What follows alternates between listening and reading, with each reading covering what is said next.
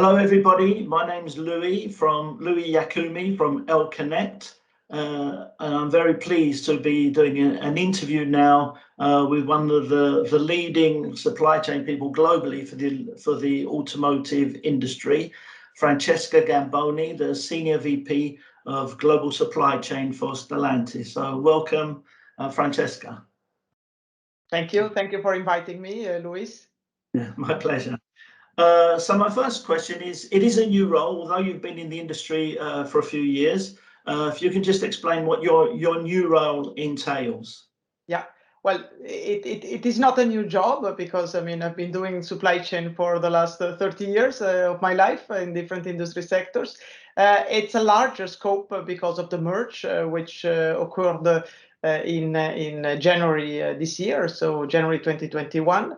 In the middle of the COVID, in the middle of the semiconductor crisis, couldn't be, let's say, a more difficult moment. However, it's a great opportunity, and I've been nominated responsible for supply chain of the group Stellantis, which includes, obviously, the standard supply chain of automotive, I would say, with the addition of demand. So demand planning, supply planning, plant logistics, logistics, and I would say digitalization of the supply chain. That's basically a transformation project. That's basically what's part of my scope. It's a world scope with obviously North America, which was not much present in the PSA world, and obviously all the regions, the world regions. Mm-hmm. So you've picked the perfect time to take on all these new roles with COVID and the chip crisis and so on. But amongst the things is leading a supply chain in the middle of a merger. So what has that been like? What have you learned in that process? Did you learn much from Renault Nissan, because you were there for a few years as well? So being part of the merger of two big companies. Well, this is a very difficult period, obviously. So there is good and bad. So the good part, let's see. The good part of it is that obviously we are all focused on a common issue, and that obviously facilitates and creates. Is easier to create, say, the team working and team spirit. The bad part is that we have never met, in fact. So I was reminded the other day by my colleagues that, in fact, I've never seen them in person. So but it seemed to me I didn't even realize that. But we have seen each other only by PC, provided you have the camera on. There are people who didn't have the camera on, so I have never seen.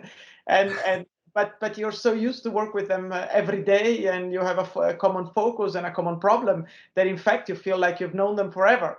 And this, obviously, it's on one hand, it's a bad thing because human contact is important also in working day by day. On the other hand, the fact of being really focused on something which is important for the whole company creates the team spirit and the sense of belonging and the unity, and that's a good thing.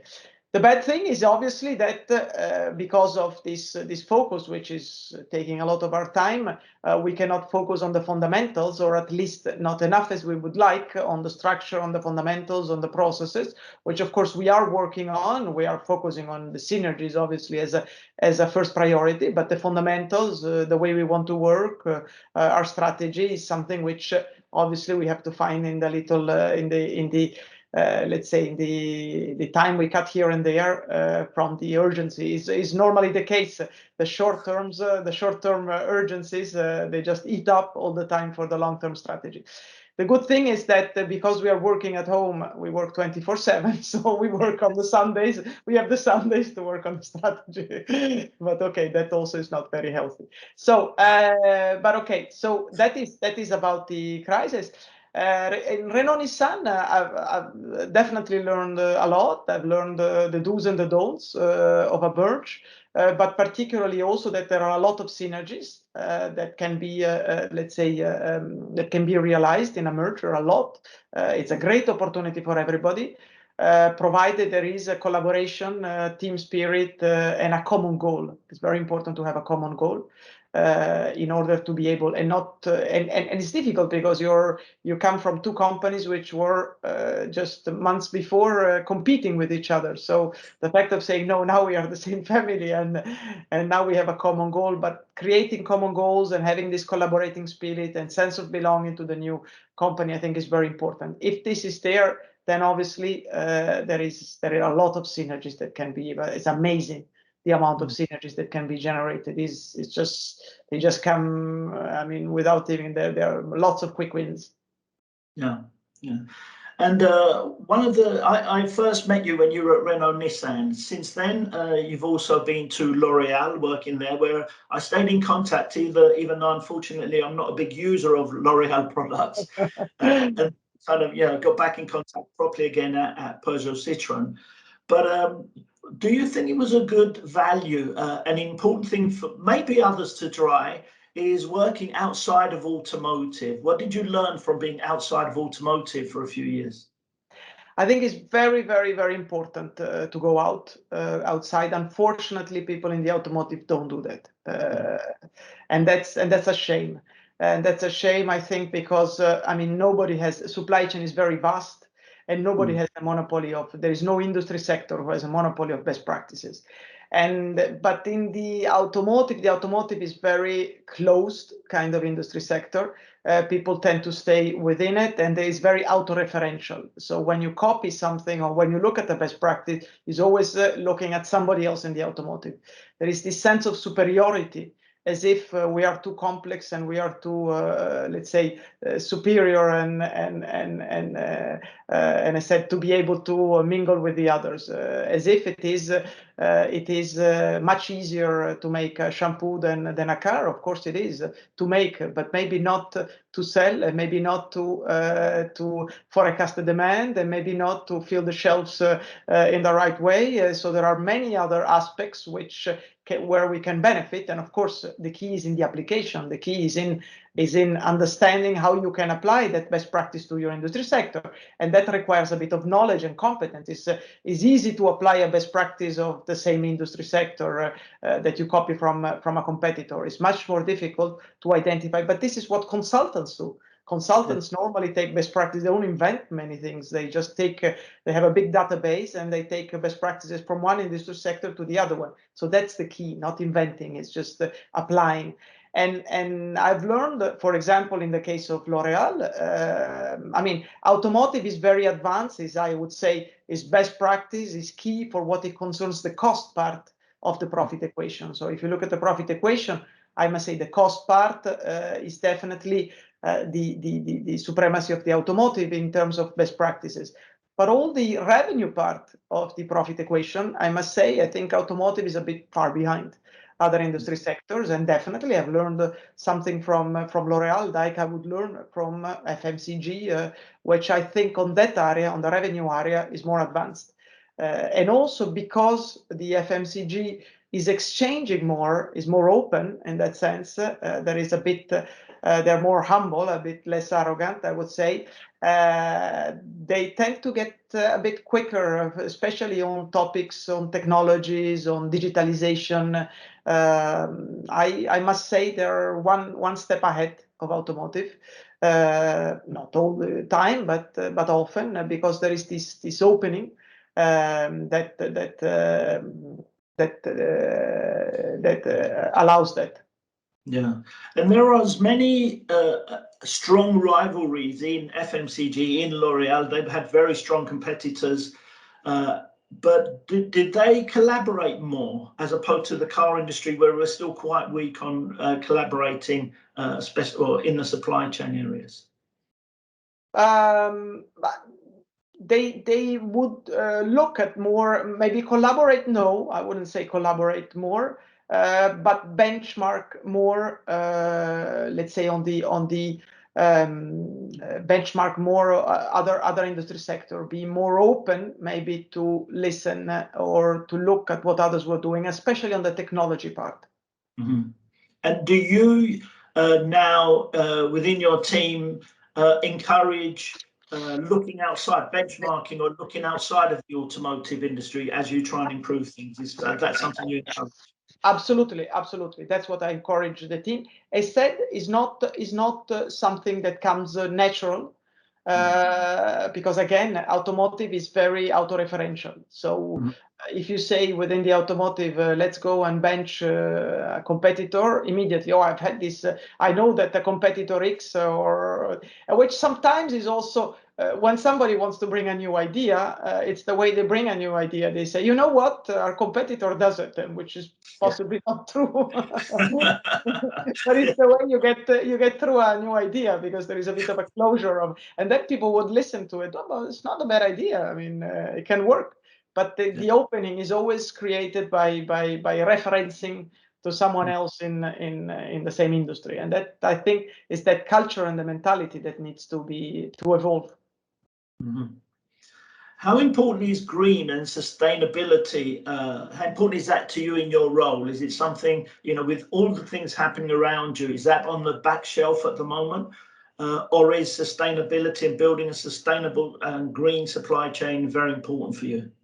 It's very important. It's very important for us. We measure, we measure sustainability. I mean, we have KPIs we measure during the project, and it does drive many of our project decisions. We always also measure, let's say, every monthly, our emissions and so on. And we take decisions and we take new means. Of course, the train, we try to push the train, whether it's the hydrogen barge, whether it's electrical trucks, whether it's obviously. But the good thing about green is that because of the policies, because of a number of reasons, often it goes in the same direction of economics. So which makes it easier. So you're greener, and your costs are lower. So your emissions are lower and your costs are lower. Like, for example, when you do bigger, let's say, what we did, for example, bigger sea containers, filling trucks and containers. I mean, I don't need to explain all the measures that we do to reduce cost, but it happens to be that they also reduce emissions, which is a good thing. Because they both go in the same direction.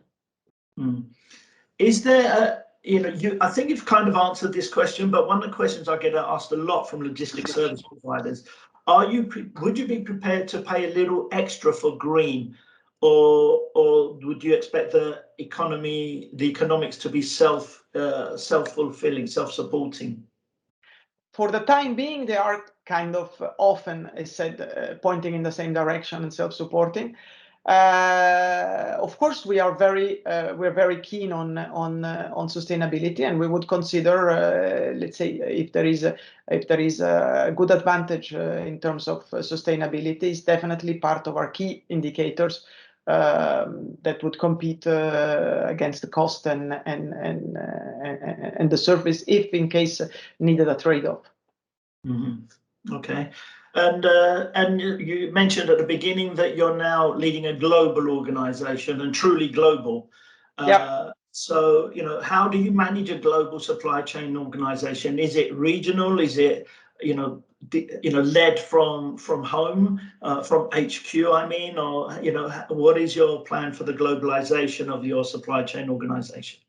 So, in fact, I would say the way I would put it, the way we are building the organization is really think global and act local. That's basically how we are organizing. So we want to have the best of both, regional and a global organization.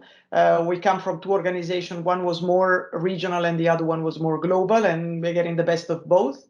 We want to make sure that we have a bottom-up fertilization of best practices and good ideas, but we also want to have a top-down standardization. So on at best practice level, we want to act quickly, be agile. We want to have a global team which is more focused on the strategy, and the regional team on the operations, so that the regional team, let's say, which is more quick, adapt, has to be agile, quick, has the best tools to be able to perform, let's say, their operations. So that's basically the way we are structuring it. So we have a global team and we have a regional team. The regional team are more focused, as said, on operations.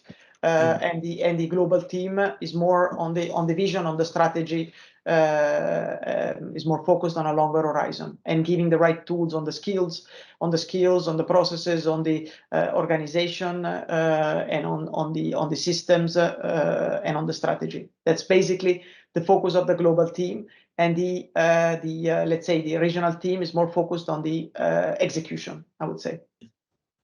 Makes sense. And digitalization. Unfortunately, as you could tell, because I struggled to make this meeting work because of my lack of IT skills.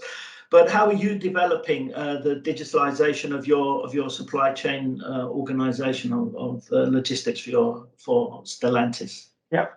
I lack also IT skills in this moment because I have a big, how you say, information on my screen that I have to restart restart the computer. So I don't see your face. I just see this big message that I can't get away. That's why I keep moving. Now, so I like digitalization of the supply chain. is a topic. I like very much because I think it's key. So the way we tackle digitalization is by business priorities. So we don't start with falling in love with a technology and then seeing where we can apply it. That's definitely not the way we're going. I've seen it happen many times. So in other companies. So the way we're doing is we're going by business priorities. So we have three focus areas. So we have the planning, logistics, and growth, and when I talk about growth, what we call growth is basically customer focus, customer proximity, customer orientation. That's basically the third focus area. And then within the focus areas, we have some project based on the business priorities. For example, on MTP, on the SNOP, on the due data reliability, on the containers, and so on. We have projects. And then we have a roadmap built by technology. So we have different levels of technology, let's say, application technology deployment. So for example, starting with the IoT and then the advanced algorithms and then big data visualization, artificial intelligence. So that's basically the different steps, blockchain, the different steps in which we build the roadmap, the digitalization roadmap, starting with our focus areas and business priorities, which are translated in projects. And these projects have different level of digitalization. And we have a plan, a 2030 plan, which obviously we readapt and we review every year.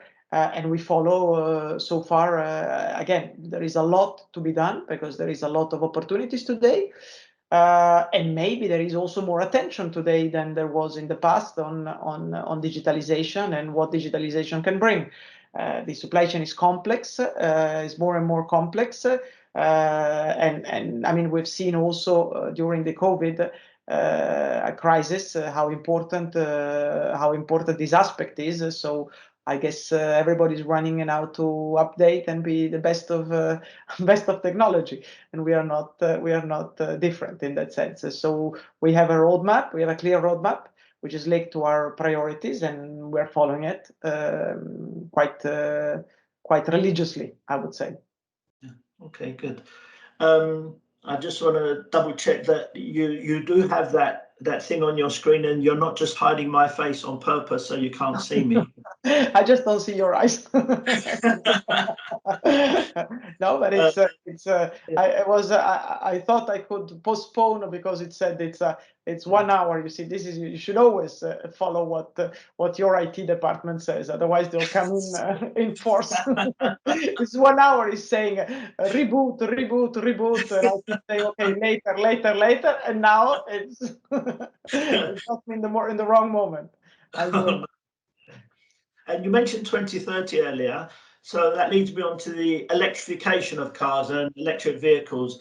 How is that affecting your logistics and supply chain management at the moment? Is it a real priority? Are you really focusing it on? What changes do you expect to have because of the electrification?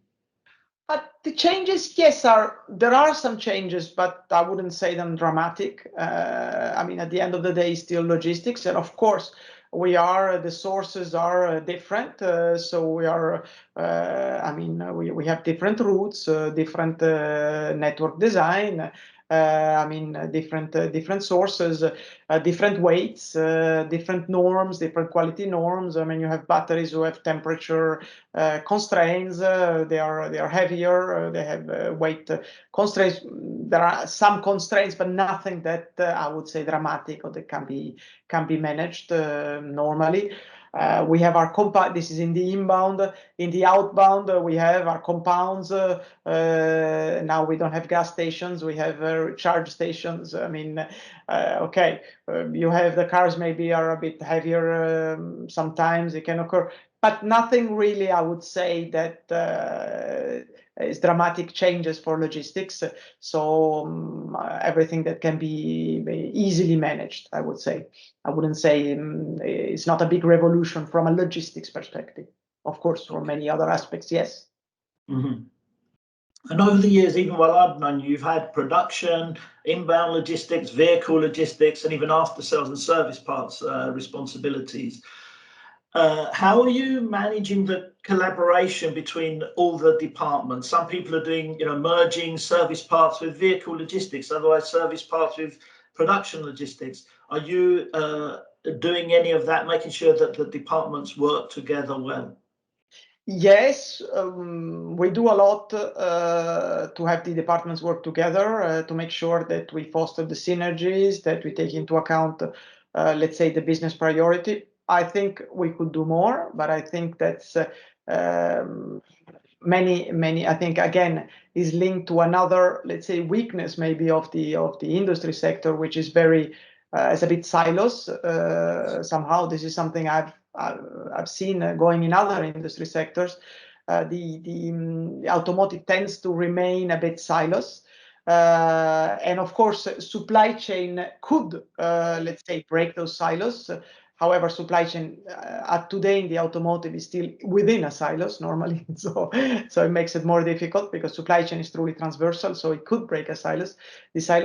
So you tend to work. The way you work is more linked, let's say, more to the personal, and that's the good thing instead of automotive, where there is a very good teamwork. It is necessary because the product is complex, because there is a lot of competition, because there's a lot of challenges and pressure. So necessarily, people tend to teamwork more than in other industry sectors, because also they are working around the product they're passionate about, which is the good thing about automotive. They're also very clever people. They know what they're dealing with, and they're dealing with a lot of difficulties and a lot of enemies outside, and that makes the teamwork a bit easier to do.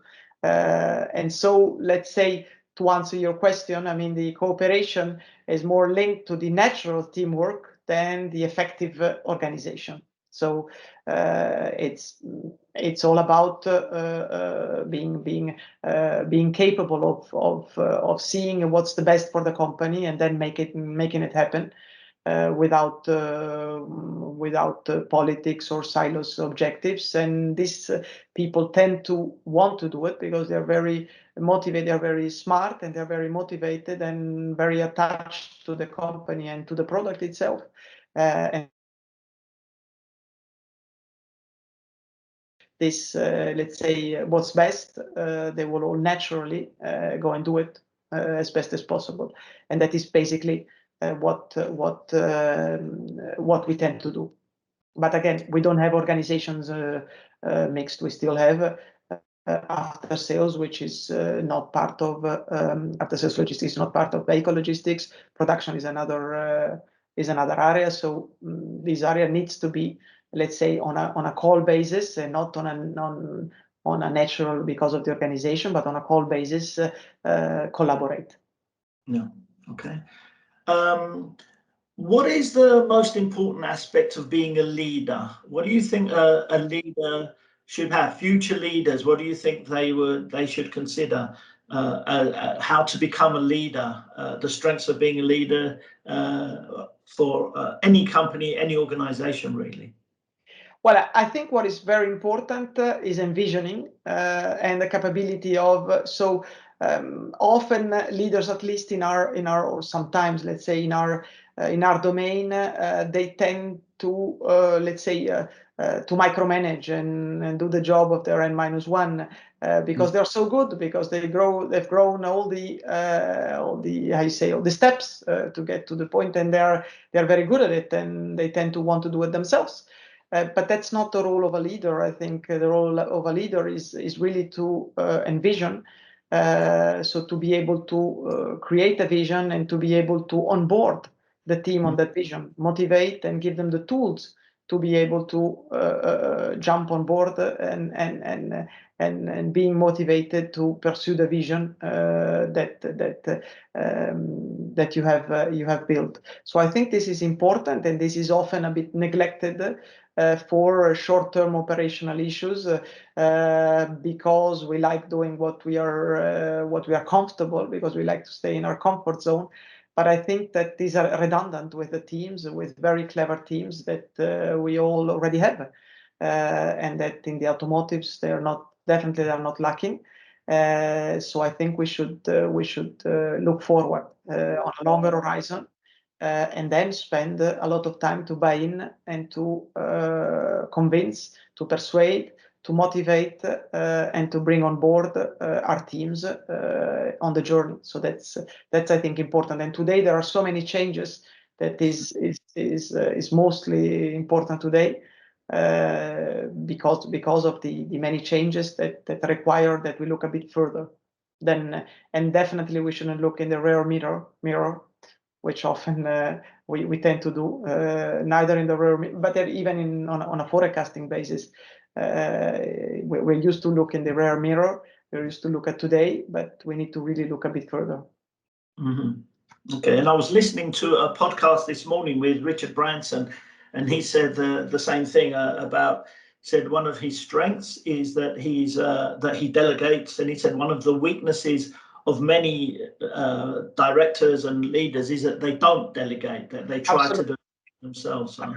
But he's more comfortable. I could say the same thing. I mean, but which delegating, it's something which frees time to be able. So I mean, it frees your time to be able to do what you're supposed to do, which is to build the path forward.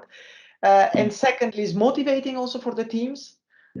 Because they feel empowered and they feel also trusted, and we all have very clever teams. I mean, I've rarely had teams that I couldn't delegate, and if it's the case, then you need to solve the problem. Then you need to increase the skills, motivate or change your team member, but not compensate if not on a very short term.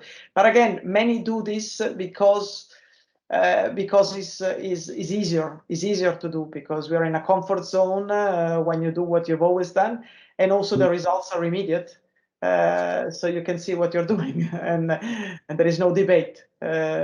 Strategic visioning is more complex and is more risky, and it requires daring, it requires persuading, it requires motivating, buying in, and those are not easy tasks if you don't have, let's say, leadership in that sense.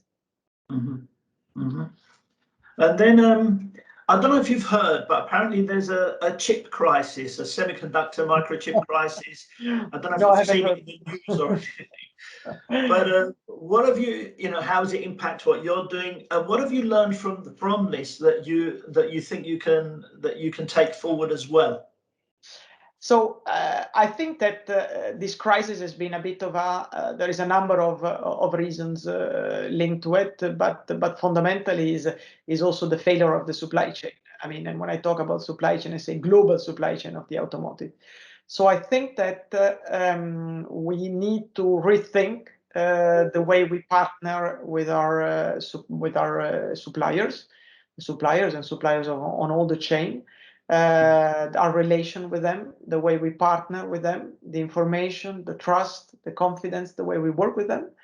And I think this is a lot in the hands of supply chain, which needs to get closer to the whole supply chain and not be just focused on their on their own supply chain, but a bit go broader and start sharing information, visibility, actions, strategies, working together with the supply chains of the whole chain in order to build an effective supply chain. We are seeing now also other phenomenon where I don't know, everybody is inflating demand, which creates other distortions, which will create other waves, and then somebody will make stocks, and this will create. I mean, all this is not healthy for the whole supply chain. We supply chain people should take back in our hands. We know that this doesn't work, that this is going to create. Because whenever you distort the supply, you distort the demand, and then it goes in waves. You create bubbles, and then empty bubbles, and then they come in the chain, and then you create another one. It comes later because there is a panic and so on. And before we get rid of all these behaviors and we bring stability so that we go back to where we were before, it takes ages, and supply chain people know this perfectly. So need to take back control of the decisions and the behavior altogether, and bring let's say visibility, leveling the capacity, bring stability, and get rid of all the panic behaviors, which obviously are getting the solution of the whole issue further on. So that's basically what we need to do all together, and this is something I've learned. We are working, so we're starting working closely with our suppliers, but I think it's really the whole relation and way of working that needs to change. I think the context has changed, and I think we need to start this again, starting with the visibility we give, the commitments, the visibility on both ways. Information goes in both ways. Information goes from upstream, downstream, and vice versa. But obviously, information and visibility requires confidence, trust, and which requires also that supply chain brings this trust within the equation and within the conversation. Mm-hmm. Okay. Well, thank you very much, Francesca. I think that kind of you've answered the questions that I had very in an insightful way, which I really appreciate. Good luck in this new role. Yeah. Like I said, you've picked the perfect time for all of this post-COVID, the chip crisis, ports capacity, and so on. But it's all exciting. It's all exciting. I mean, you wouldn't be working in the automotive if you weren't looking for excitement and challenges. To be honest, it's one of the most challenging in this moment, in this period, is one of the most challenging supply chains that you can have. And because supply chain people today are very much requested, because today is a la mode, is fashionable supply chain. So everybody wants a supply chain, recruit supply chain, promote supply chain, which is good. It's good. It's the right place to be. So we can choose to be anywhere else, but choosing to be in the automotive industry in this moment is because you like challenges. You're a kind of masochist, so you like challenges, excitements, and so I think it's a deliberate choice. It's not you don't end up there. It's just a choice. Yeah, absolutely. I don't think many people start by saying, I want to work in automotive logistics.